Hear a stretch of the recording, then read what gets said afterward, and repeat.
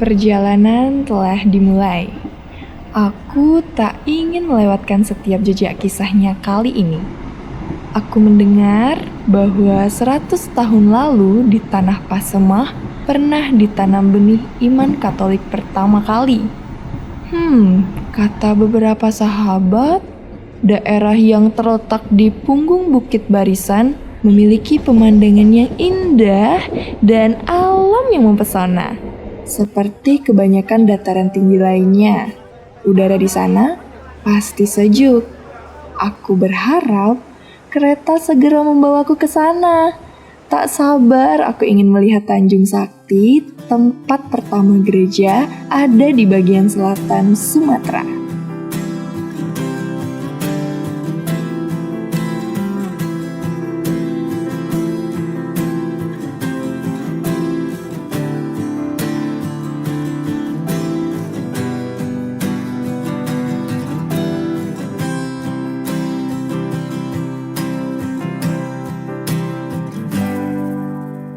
Engkau yang membawa kami, Engkau menguatkan kami, mewartakanmu di tanah misi.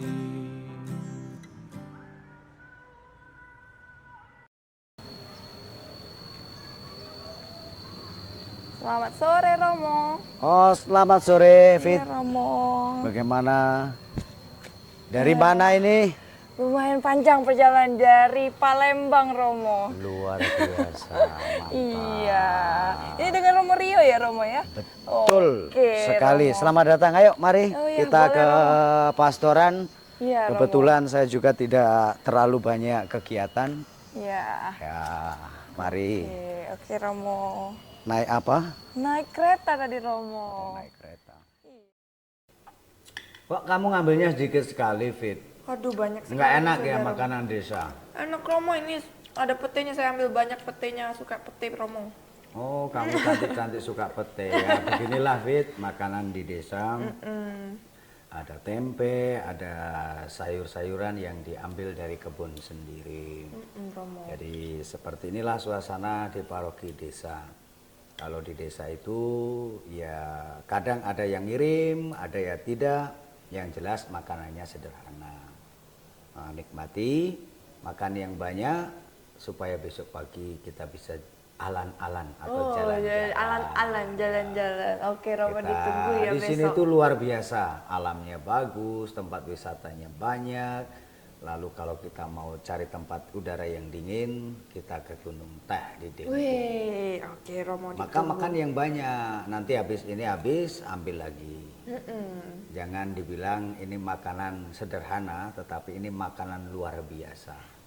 Karena inilah makanan yang setiap hari kami makan, saya dan Bruder. Bruder kebetulan tidak ada. Begitu. Oke Romo, jadi ditunggu Silakan, besok ya, selamat Romo. menikmati. Romo, Kamu tidak suka tahu ya? ini ambil tahu pedes Romo.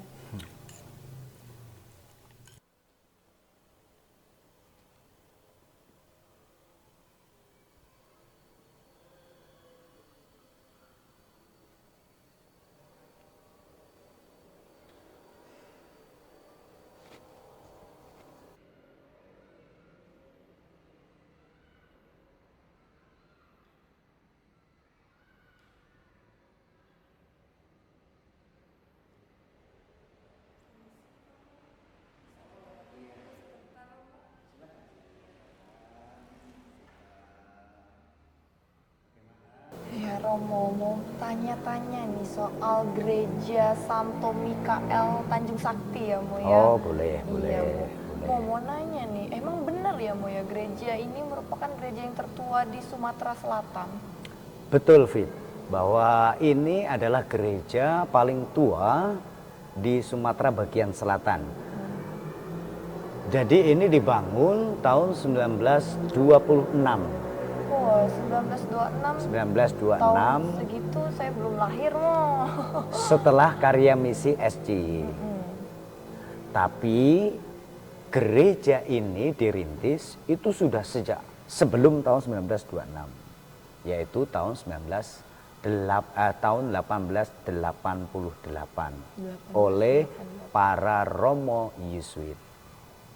Sampai tahun 1911 estafet itu dilanjutkan oleh Romo OFM Kapusin. Sampai tahun 1923 dilanjutkan estafet itu kepada Romo SJY. Jadi seperti ini Fit, gereja Sumatera bagian selatan ini kaya. Kayanya seperti apa? Bahwa pondasi biji gandum atau benih iman yang ditaburkan di wilayah Besemah dan Sumatera bagian selatan ini didasarkan pada pondasi iman yang kokoh, yaitu tiga ordo, satu kongregasi, dan juga diiringi oleh para suster. Tiga ordo itu siapa saja?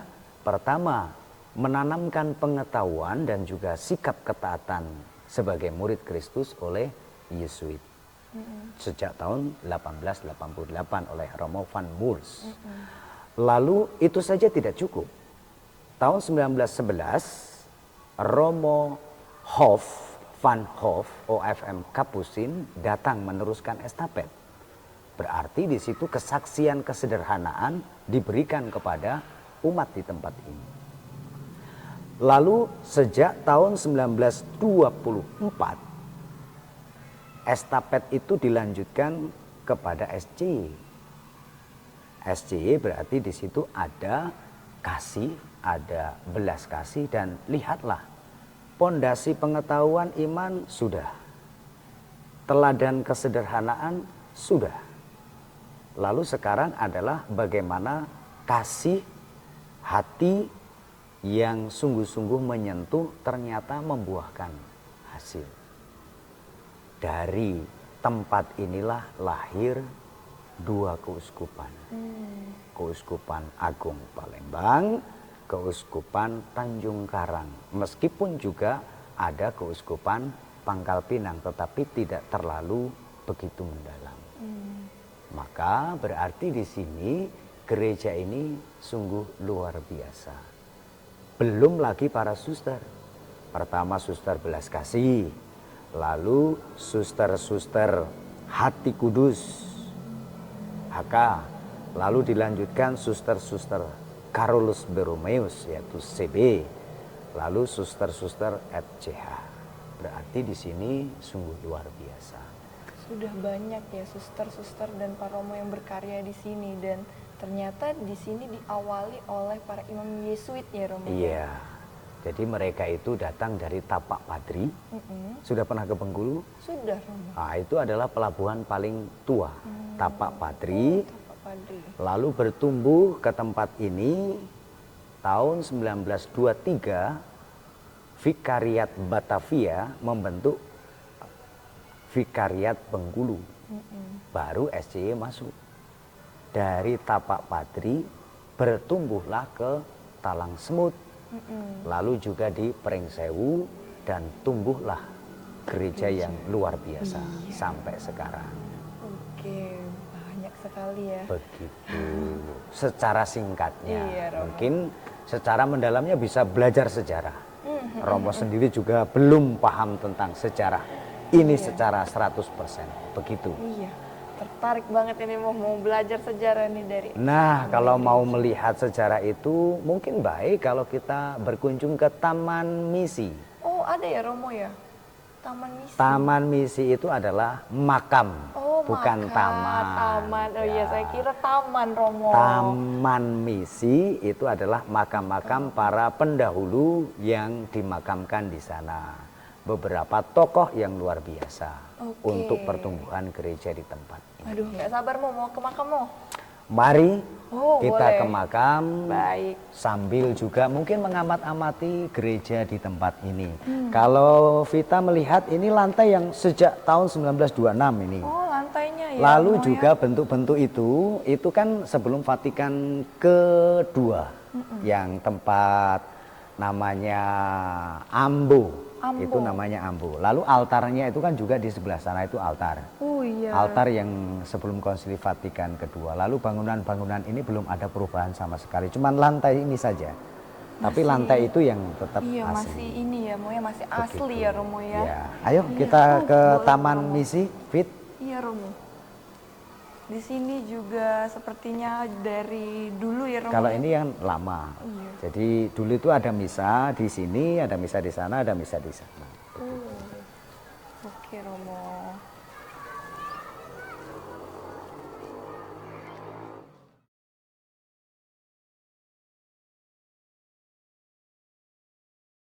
Iya Romo. Nah, Taman misi ya, inilah Romo, ya. Taman Misi.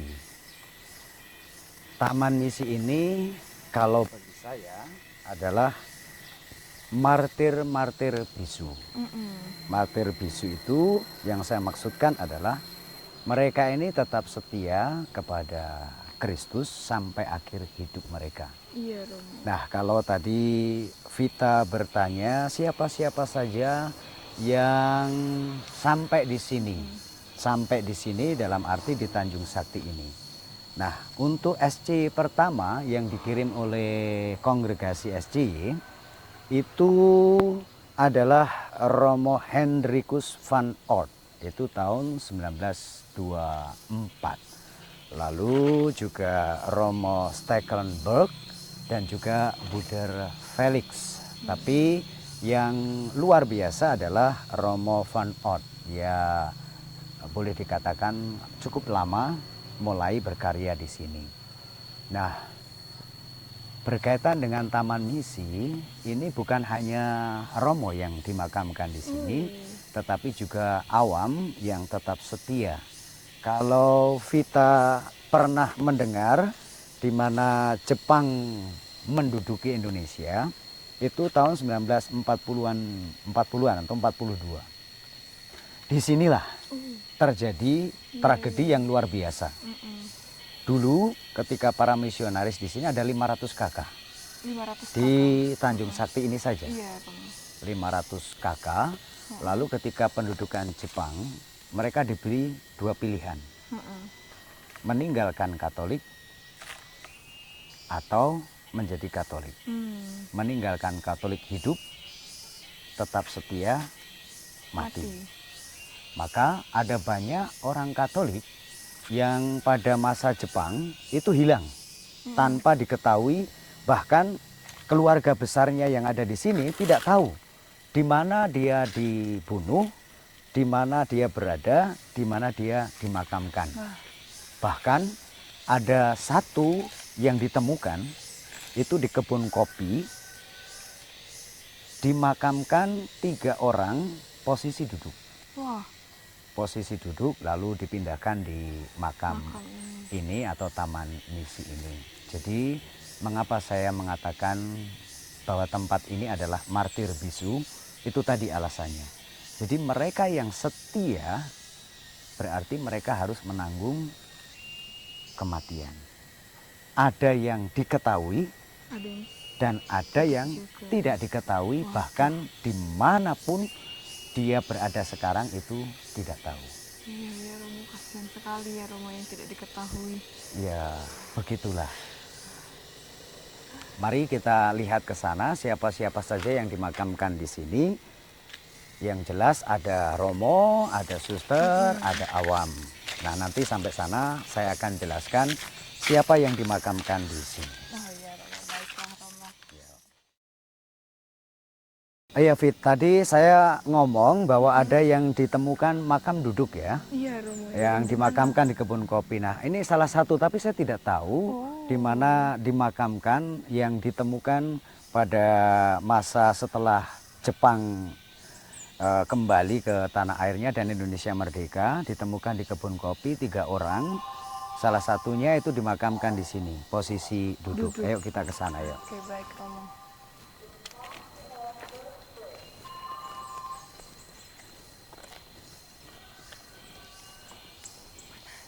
Ini makam Romo dan juga suster yang cukup berpengaruh di tempat ini. Ini Romo. Nah, ini Romo apa namanya? Fit? Jan van Kampen. Nah, ini Romo van Kampen ya, ada kisah lucu, Fit. Kisah lucunya apa? Jadi ketika dia diutus misi ke tempat ini, dia itu kan takut bahwa ini adalah tempat yang pelosok sekali, tidak ada dokter gigi. Ketakutan dia adalah nanti kalau sakit gigi bagaimana? Maka sebelum berangkat ke sini, semua giginya itu dicopot, diganti gigi palsu. Oh. Inilah Romo van Kampen. Dia berada di sini ketika diutus, satu yang dia katakan, sekali saya berada di tempat ini sampai mati saya berada di tempat ini. Oh. Maka dia tidak pernah pindah. Iya, iya. Jadi selama 30-an tahun berada di tempat ini. Ini Romo van Kampen. Jadi ini luar biasa. Dan masyarakat di sini itu cukup mengenal. Dan mengenalnya bukan Romo, tetapi nenek pastor. Nenek. Jadi semua orang di sini, Katolik, Muslim, orang asli, pendatang di tempat ini pasti kenal yang namanya nenek pastor. Karena apa? Dia sering membantu orang di sini. Dia juga punya perhatian pada kesehatan. Jadi dia bantu orang melahirkan itu biasa. Lalu juga tahu adat di sini. Jadi sangat menghargai adat di sini. Setelah dari sini, nah kalau kita lihat di sini, Suster itu ya. ya ada Suster Raymunda, FCH. Berarti kan di sini estafet yang tadi saya jelaskan di gereja tadi, dari suster-suster belas kasih diteruskan ke kongregasi Carolus Borromeus, Hati Kudus, lalu diteruskan ke estafet FCH. Suster Raymunda ini adalah suster FCH pertama yang datang ke tempat ini. Diminta oleh Romo-Romo SCY supaya membantu karya pelayanan di Tanjung Sakti ini. Fit. Jadi dia orang pertama dan meninggal di tempat ini. Karya-karyanya jelas meneruskan tadi Suster Belas Kasih, Suster Carolus Borromeus, lalu Suster Hati Kudus dan FCA. Apa karya mereka? Kalau tadi Vita ke sana tadi sebelum sampai ke Taman Misi ini ada biara. Lalu ada klinik. Iya. Lalu juga ada sekolah. Nah, suster-suster inilah yang membantu para romo untuk karya pastoral yang tidak bisa ditangani oleh romo. Seperti kesehatan, seperti pendidikan, lalu seperti sosial kemasyarakatan, begitu. Oh iya, iya. Jadi tahu ya di sini ada siapa aja yang sudah dimakamkan, Romo van Kampen Iya. bersama Suster Raymunda. Nah, ya, kalau Vita lihat itu kan tanggal 13 Maret 1935 dia meninggal. Sementara dia datang ke tempat ini itu tahun 1933. Oh, Jadi tidak lama. tidak lama ya. Tidak lama dia berkarya di sini lalu meninggal. Kalau Paulus mengatakan, aku telah mengakhiri pertandingan ini sampai garis finish. Jadi sekali diutus sampai garis finish memberikan hidupnya untuk gereja. Jadi mereka-mereka ini adalah saksi bisu pertumbuhan gereja ini. Maka saya sebut tadi martir bisu. Jadi saksi yang nyata. Jadi bukan hanya Romo, ini juga ada makam orang Tionghoa. Ya. Lalu ada orang Tionghoa tahun 19 berapa itu? 1934. Iya, 1934. Romo. Jadi ada orang Tionghoa. Nah, dekat sini itu dulu ada perkampungan Tionghoa. Oh. Jadi naik ke sana itu ada perkampungan Tionghoa dan juga ada pekuburan Tionghoa di sana. Jadi orang Tionghoa sudah datang ke tempat ini sejak tahun 1930-an. Itu sudah ada di tempat ini. Bahkan orang Belanda pun juga ada. Kalau di sini itu tidak ada perkampungan Belanda. Tapi kalau di Pagar Alam itu ada satu tempat yang namanya perkampungan orang-orang Belanda. Tapi sekarang jadi kebun kopi. Jadi tidak ada. Begitu Iya. Jadi ini adalah saksi-saksi bisu yang saya sebut tadi, martir bisu. Iya, oke Begitu. Romo. Mau tahu apa lagi? Mau cukup kayaknya Romo ya, kita Cukup ya? lanjut aja ke sana ya Oke, Romo ya. mari Iya Fit. Romo. Tadi katanya ada klinik juga ya Mo Ya, ya. ada klinik, ada sekolah, lalu juga ada biara. Tanjung Sakti adalah tunas bagi gereja Sumatera Selatan. Pada tahun 1925 sudah ada 600 orang Katolik di Tanjung Sakti. Karya para pastor tidak hanya tertuju kepada umat Katolik saja. Oleh karena itu, mereka mulai menyadari untuk menyelenggarakan sekolah-sekolah. Hal ini tidaklah mudah, karena anak-anak Tanjung Sakti belum menyadari pentingnya belajar. Mereka lebih senang berkeliaran di pasar atau di kebun. Pada tahun 1932, pemerintah mewajibkan anak laki-laki untuk bersekolah. Sekolah ini mempunyai murid kira-kira 200 orang. Satu dari antara pemuda Tanjung Sakti, Antonius Gentiaras, menjadi seminaris di Seminari Menengah Oloan, Sulawesi. Tamat dari seminari menengah, ia bertolak ke Belanda dan bergabung dengan kongregasi imam-imam Hati Kudus Yesus pada tahun 1936. Tetapi ia terserang radang paru-paru. Ia kembali ke Indonesia dan pada tanggal 10 Januari 1939, ia menutup mata untuk selamanya. SCY Pribumi pertama ini dikebumikan di Kerkhof Muntilan.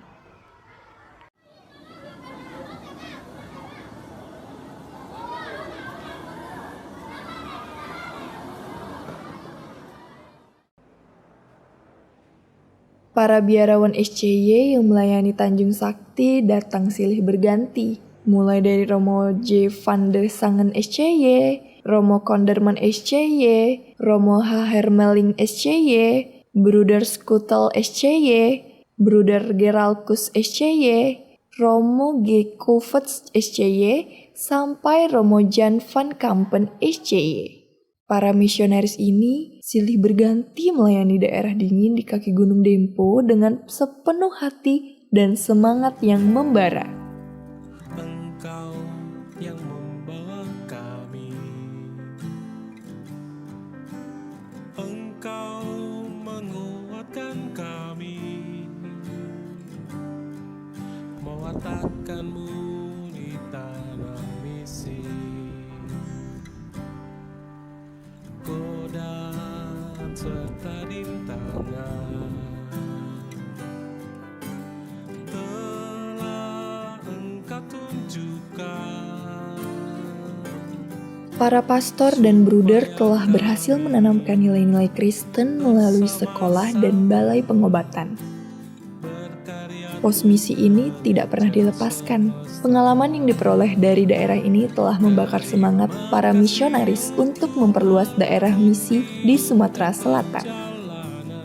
Gereja Tanjung Sakti adalah tanda istimewa kehadiran Kristus. Tanjung Sakti merupakan bagian dari rencana ilahi, sehingga dalam keadaan seperti ini masih mampu bertahan. Tanjung Sakti mempunyai arti khusus dalam rencana Tuhan. Bagi selama dunia dan sesama.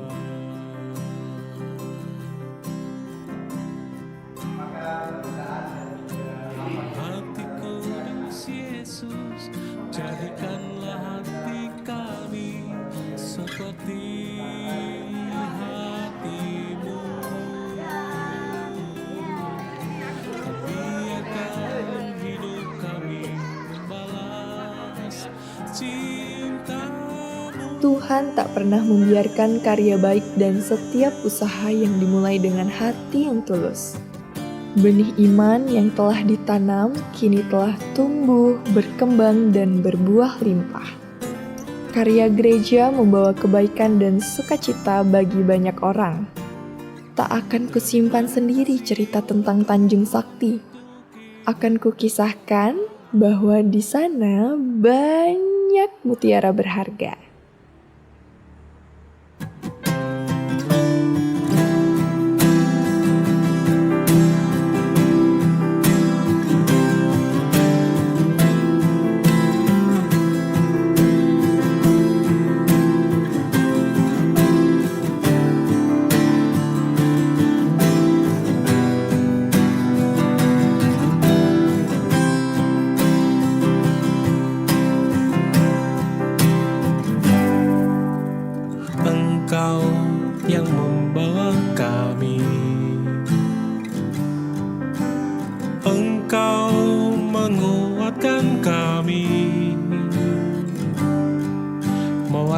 menyelamatkanmu di tanah Mesir. Godaan serta rintangan